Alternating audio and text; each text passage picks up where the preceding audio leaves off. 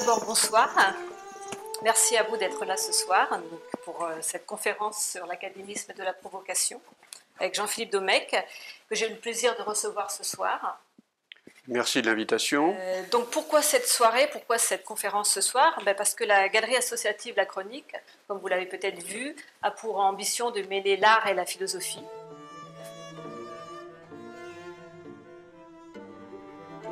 C'est à ce titre aussi que nous dialoguons, et nous espérons dialoguer avec vous en retour. Car ce que je vous propose aujourd'hui, à travers ce titre « Académisme de la provocation », c'est une réflexion à partir d'une situation qui a été créée par un événement, un double événement qui a eu lieu à la fin du printemps, à savoir la démission de M. Jean-Marc Bustamante, artiste et directeur des Beaux-Arts, de l'École nationale des Beaux-Arts de Paris, et qui a démissionné à la suite d'une affaire dont je vais vous parler. Au même moment, quasiment, il y avait l'élection de Fabrice Hibert à l'Académie des Beaux-Arts, dont Bustamante est un des membres éminents. Ces événements ont été restitués par la presse de façon variable, mais jamais complète à mon sens. Jamais complète dans quel sens? Dans le sens du débat que nous vous proposons, justement. À savoir que la presse, par exemple le journal Le Monde, a rendu compte de ces événements de manière factuelle, neutre, bon, pourquoi pas, et c'est précis.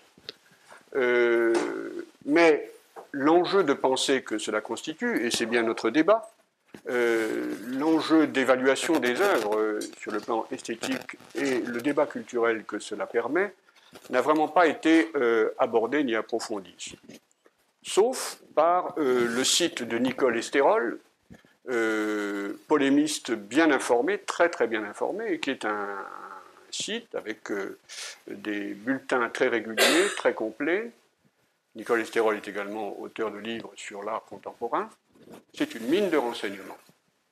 Ça n'a pas été répercuté parce que, on va dire, le milieu officiel n'aime pas trop le ton de Nicole Esterol, mais le fait est que les faits sont là, les faits sont décrits. Et il y aurait plutôt lieu d'en tenir compte. Plutôt que des vieux surréalistes déchaînés, je préfère encore la vulgarité chic de Kuntz, qui là au moins on est devant rien. Donc les discussions sont plus intéressantes, mais une vulgarité novatrice, car la vulgarité invente, comme la bêtise. La bêtise s'améliore, la bêtise est propositionnelle, sinon on en aurait fait le tour depuis le temps. C'est pareil pour le chic vulgaire et simpliste à la Kuntz. Bon. Alors, Académie de provocation, je vous propose deux temps. D'abord, vous résumer pourquoi je coagule les deux affaires, l'affaire de Bustamante aux Beaux-Arts et l'élection de Fabrice Hibert à l'Académie des Beaux-Arts. Et puis ensuite, on va ouvrir le débat en revenant sur des œuvres que je commenterai, ou je commenterai des commentaires des œuvres, puisque je trouve que le débat n'a pas eu lieu.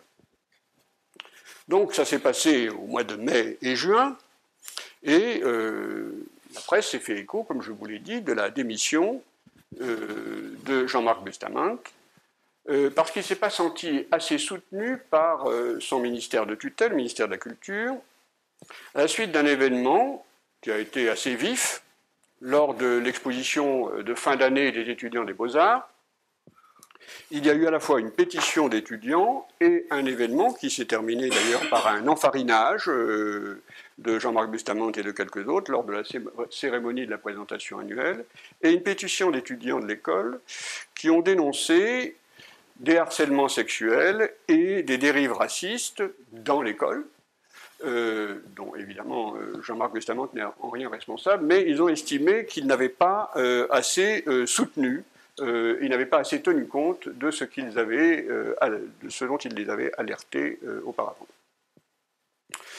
Alors là-dessus, le conditionnel s'impose. Les étudiants disent ceci, Jean-Marc Bustamante dit cela, il n'y a pas de raison d'incriminer qui que ce soit. En revanche, le conditionnel s'impose beaucoup moins pour un autre fait qui est légèrement antérieur, très légèrement antérieur, et qui est significatif. Ce n'est pas une affaire, cela relève, comme je vous le disais, de l'enquête, non pas de l'enquête administrative, mais de la réflexion et du débat d'opinion culturelle. C'est cela que nous vous proposons. En effet, donc, je vous l'ai dit, le 25 avril, le plasticien Fabrice Hibert a été élu à l'Académie des Beaux-Arts. Ce qui est intéressant, c'est que la presse, je vais dire tendancielle, a beaucoup souligné le fait qu'en décembre, il avait été retoqué et enfin, ce grand artiste est élu à l'Académie des Beaux-Arts. C'est intéressant parce que cette même presse est une presse qui parle beaucoup qui ne parle constamment que de révolte, de déranger, de remettre en cause. Et puis tout d'un coup, on trouve formidable qu'un artiste qui est tout dérangement, je vais vous en rappeler quelques exemples parmi ses œuvres, est admis à l'Académie. Donc c'est pourquoi je me suis dit, décidément, confirmation que toute cette idéologie de la rupture systématique depuis 50 ans au bas mot était bel et bien un académisme, comme je n'avais cessé de le dénoncer, de le démontrer, je crois, dans mes livres et mes textes depuis au moins 25 ans. Il a été élu grâce à l'appui notamment de deux de ses pairs qui ont joué un rôle fondamental, c'est Jean-Marc Bustamante donc, et Gérard Garouste. Alors, Fabrice Hibert s'est notamment fait connaître, je veux dire connaître, je ne vais pas dire remarquer, mais enfin s'est fait connaître en 1991 en faisant réaliser, puis transporter le plus gros savon du monde, 22 tonnes, par semi-remorque, de Marseille vers des centres commerciaux en France, puis bientôt aux quatre coins d'Europe. Ensuite, il a développé une conception de l'artiste entrepreneur. Il a créé d'ailleurs, il a baptisé cela Liber Marché, donc les choses sont claires. Et il a réalisé un grand nombre d'interventions in situ, en banlieue et en exposition, qui lui valurent de représenter la France à la Biennale de Venise en 1987, où lui fut décerné le Lion d'Or. Donc il n'y a pas que la France dans le coup, il y a un milieu international. Il a été le plus jeune à avoir eu cette récompense. 1997.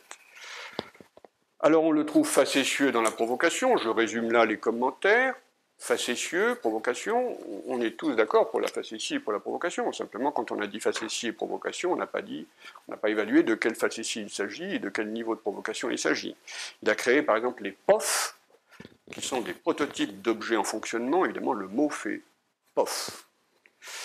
Dont notamment, par exemple, un de ces POF a fait beaucoup d'effets en 1997, un double godemiché qui est tout à fait propre, si je puis dire, à frapper l'attention. Je rappelle qu'à l'époque, 1997, j'en parle dans mon livre, il a été absolument impossible de demander une discussion sur l'apport esthétique de l'œuvre, ou même sur l'apport en humour, ou en provocation, ou en facétie. Ce fut impossible, je m'y suis astreint, et on a considéré que quiconque élevait la voix à cet égard n'avait pas compris, ou était tout simplement réactionnaire, et en était resté à des conceptions périmées de l'art et de la peinture. Je passe maintenant à Jean-Marc Bustamante, qui représenta également la création contemporaine au pavillon français de Venise en 2003, cette fois. Je ne dis pas remarqué, il s'était fait connaître en 1995, son nom avait défrayé la chronique, lorsque le maire de Carpentras, maire UDF, le pauvre, préféra renoncer à l'exposition prévue. En effet, Bustamante avait prévu d'introduire un semi-remorque, on me dirait que c'était à la mode, décidément, je ne le fais pas exprès. Peut-être un manque d'initiative mentale au niveau de l'imaginaire. Le plateau du semi-remorque, parce qu'on va me reprendre, je suis sûr, le plateau du semi-remorque en une sorte d'hôtel piédestal dans la chapelle qui venait d'être rénovée du collège de Carpentras. Et autour devaient être disposées des photos de cyprès. Carpentras, 1995, la France résonnait encore de l'affaire du la profanation du cimetière de Carpentras, où des tombes juives avaient été profanées. Et la France s'en était alertée à très juste titre. C'était l'époque où le Front National avait conquis un certain nombre de territoires, hein, à Toulon, à Orange, etc.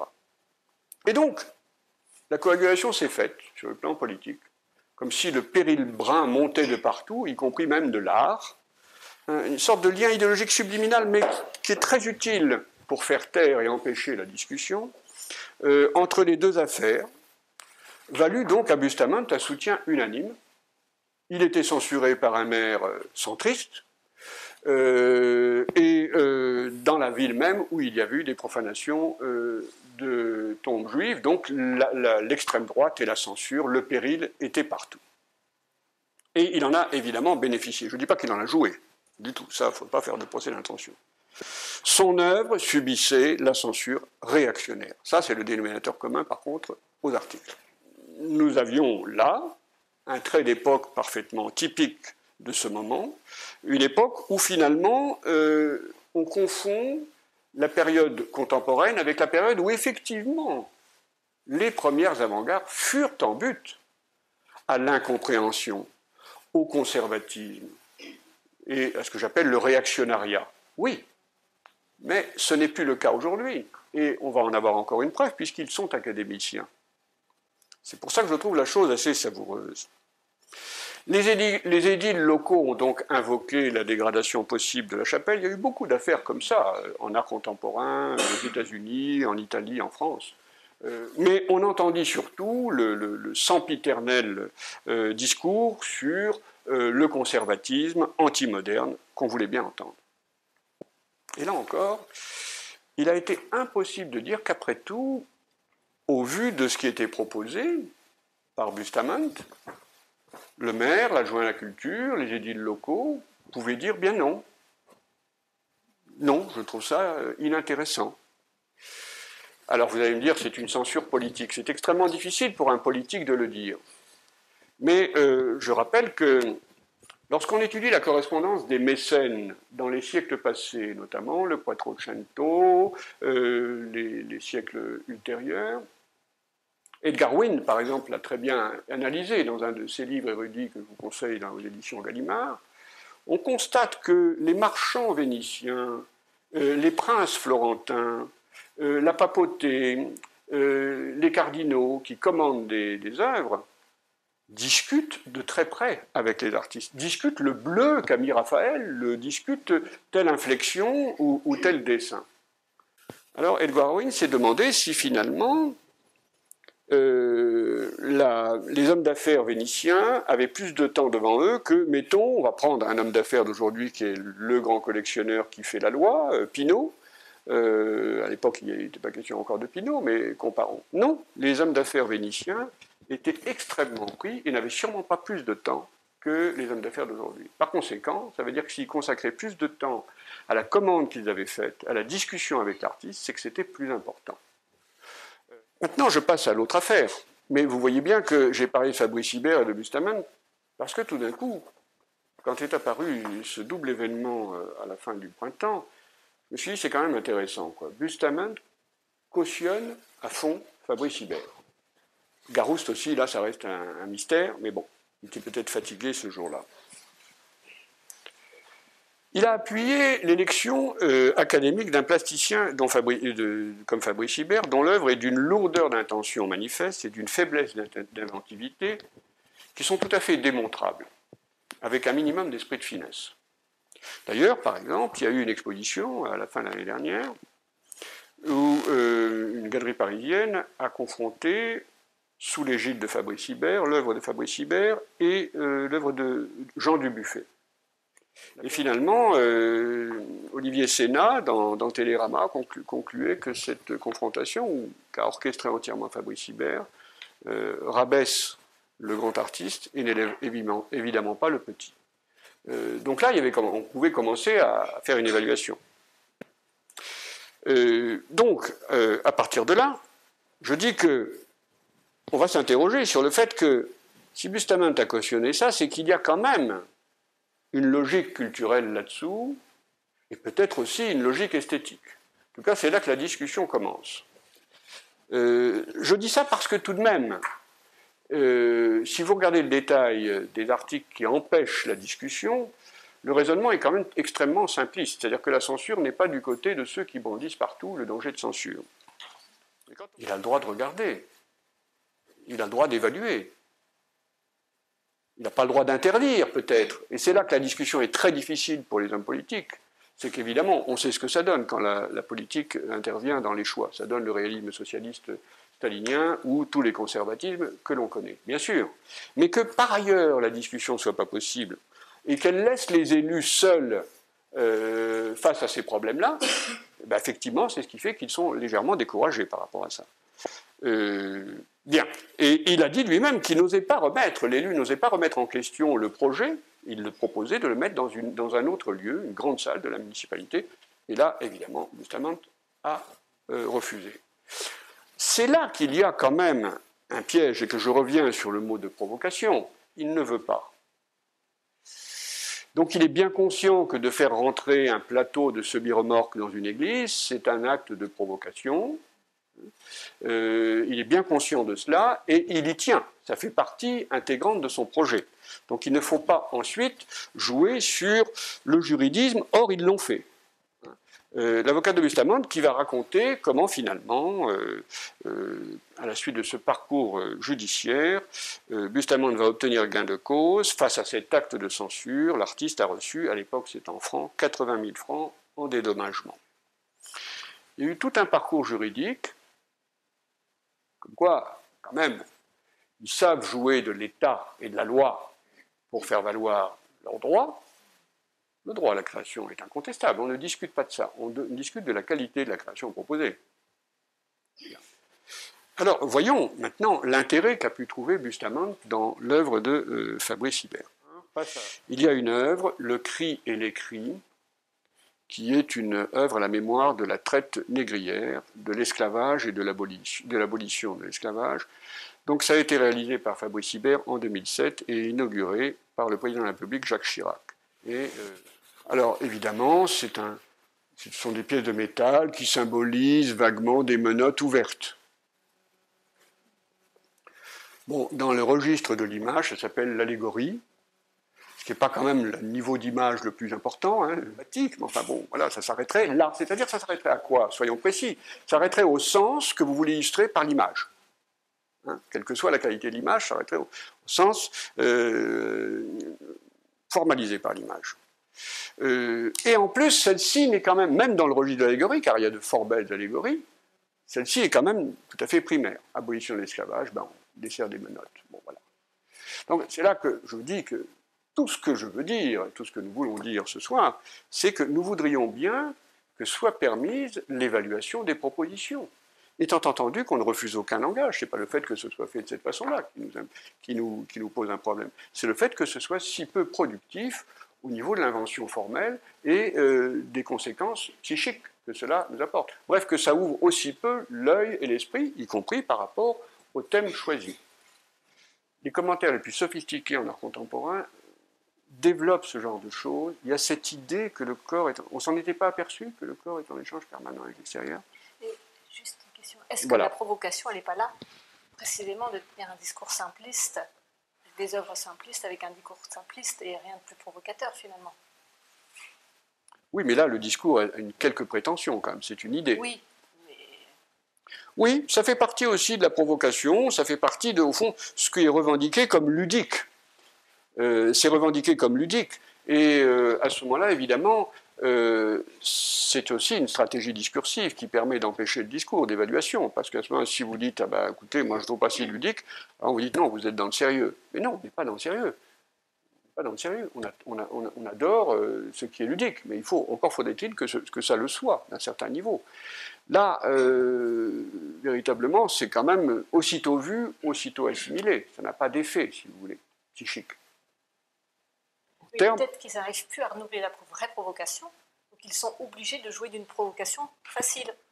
Exactement. Celle de discours. Parce que, oui, excusez-moi, oui, exactement. C'est-à-dire que c'est vrai qu'il y a eu Au fond, les avant-gardes ont été perçues comme provocatrices par rapport à ceux qui défendaient des conceptions déjà entérinées de l'art. On le sait bien, hein, tous les scandales qu'ont créés les avant-gardes, après tout, ça n'a pas été nécessairement voulu par les avant-gardes du temps du cubisme, de l'abstraction, du surréalisme, etc. Non, c'est simplement que ce qu'ils proposaient était tellement novateur que les autres le vivaient comme un scandale. Bon, donc là, il y avait quelque chose de violent. Souvenons-nous des heurts très violents, par exemple, autour des expositions surréalistes. Il y avait des émeutes, hein, il y avait des cassages de gueule, il y avait des pamphlets, il y avait de la violence, et de la violence dans la réponse, etc.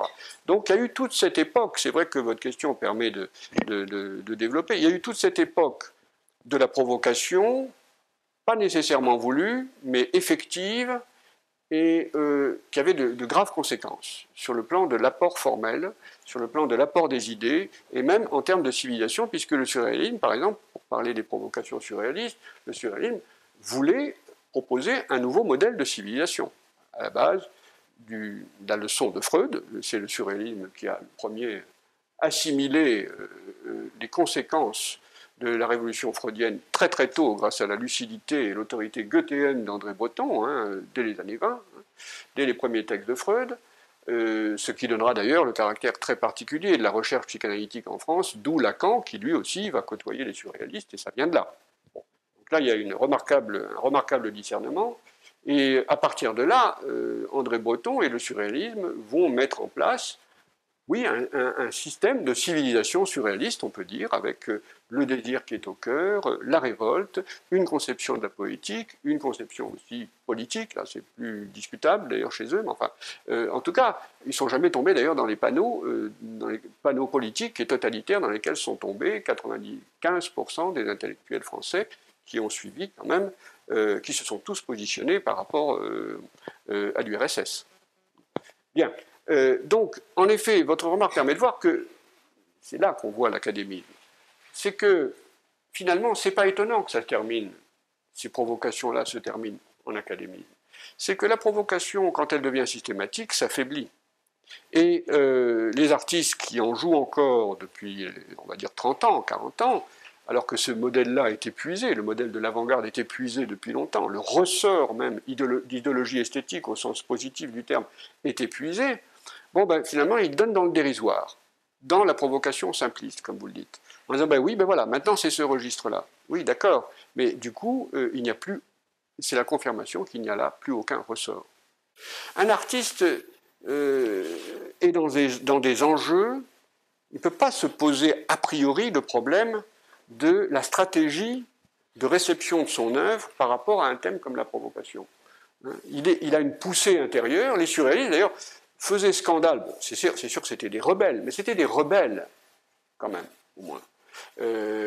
Picasso, il a révolutionné les façons de concevoir l'espace, Mondrian, etc., etc. Toutes ces avant-gardes que vous connaissez. Par conséquent, là, il y avait un apport, une poussée intérieure, une nouvelle vision du monde, on va dire, hein, en termes philosophiques, hein, vous le diriez à l'allemande, je ne m'y risque pas, une nouvelle vision du monde, on ne peut pas dire que ce soit le cas. Là, au contraire, il y a un accord entre le monde tel que nous le subissons même, au niveau de l'hypermarché, libermarché, et ça d'ailleurs il le dit qu'il n'est pas contre la référence au McDonald's. Et évidemment, assorti cela d'un petit sourire et de ce que vous appelez le simplisme revendiqué. Même le simplisme revendiqué n'enlève rien au simplisme, ça reste du simplisme. Par conséquent, j'ai trouvé, si vous voulez, que ce qui s'est passé à la fin du printemps n'est pas un hasard. Finalement, ceux qui défendent la provocation comme nerf de la création, dans l'appréciation esthétique, se sont trouvés très bien de l'élection de Fabrice Hibert à l'Académie des Beaux-Arts. Ils y ont vu là enfin une reconnaissance, il lui manquait celle-là.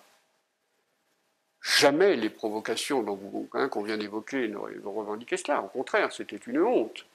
Ça aurait été une honte pour André Breton d'être sollicité par l'Académie française.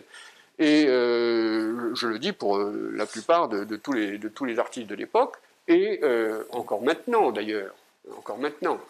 Et par conséquent, il y a là un véritable changement d'époque par rapport à cela, c'est-à-dire que c'est bien ce qu'on disait, Harold Rosenberg l'avait dit dès 1950, avec son livre The Tradition of the New, la tradition du nouveau, eh bien, ça se décline en académisme de provocation également. Vous vous souvenez l'affaire de l'œuvre de Paul McCarthy, qui s'intitulait L'arbre de Noël, c'est-à-dire un plug anal. Bon, alors...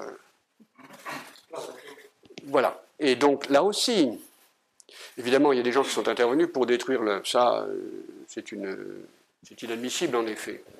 Mais c'était fait pour ça. Et donc, il y a eu un débat. Moi, je me suis retrouvé à des débats, etc., avec des gens, jeunes d'ailleurs, comme quoi les jeunes peuvent être vieux, qui c'était très joyeux, très gai, formidable comme provocation. Ah bon? Je m'excuse, mais il m'en faut plus, il peut nous en falloir plus. C'est ça, c'est la preuve que c'est pas très provoquant en réalité. Voilà, mais il joue là-dessus, au fond, ce sont quand même des œuvres qui sont subliminalement construites pour cela. C'est comme le fait qu'il voulait la chapelle, mais le gymnase, il ne veut pas. Ça aurait peut-être été bien, pourquoi puisqu'il fait des photographies, justement, de ces lieux que notre attention ne va pas chercher. Et je valorise cette partie de son œuvre. Pourquoi un gymnase ne serait-il pas intéressant à regarder? Rien n'est banal au monde, tout dépend de notre regard.